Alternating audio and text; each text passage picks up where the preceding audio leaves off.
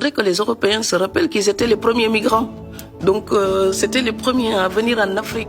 On a encore parlé aujourd'hui de ces milliers de morts qui tentent la traversée de la Méditerranée. Oui. La migration, c'est un thème que vous avez abordé dans Le ventre de l'Atlantique, hein, votre premier grand succès. À l'époque, vous parliez déjà de ce désir des Africains pour l'Europe. Oui. C'est toujours le même aujourd'hui? Mais c'est toujours le même. Vous voyez, c'est désespérant pour un auteur. J'ai écrit sur ça en 2003. 20 ans plus tard, nous sommes devant la tragédie qui s'est aggravée. Et je voudrais que les Européens se rappellent qu'ils étaient les premiers migrants. Donc c'était les premiers à venir en Afrique. Maintenant, l'Europe est plus riche. Et à un moment donné, la seule solution, c'est de développer suffisamment l'Afrique pour que ces jeunes-là aient un espoir chez eux pour qu'ils puissent rester. On ne va pas déplacer tout un continent, n'est-ce pas? On est d'accord.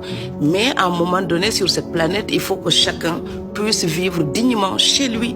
Et puis que le voyage soit un plaisir pour la découverte, pour la rencontre culturelle et pas une nécessité vitale. Et pour ça, il faut développer l'Afrique, donc économiquement.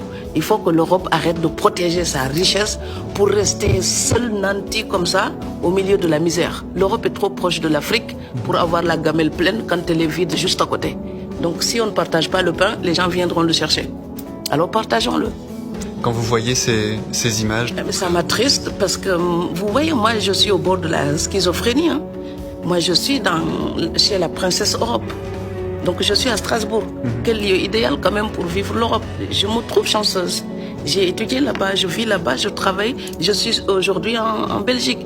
Donc vous voyez, et je mesure ce qui pousse. Les gens qui partent, ce sont aussi les miens.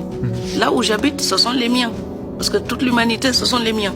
Mais les gens qui partent, ce sont aussi les miens, de mon petit village. Donc moi, je ne peux pas déjeuner tranquille et ne pas penser à ceux qui courent et se noient pour la même gamelle.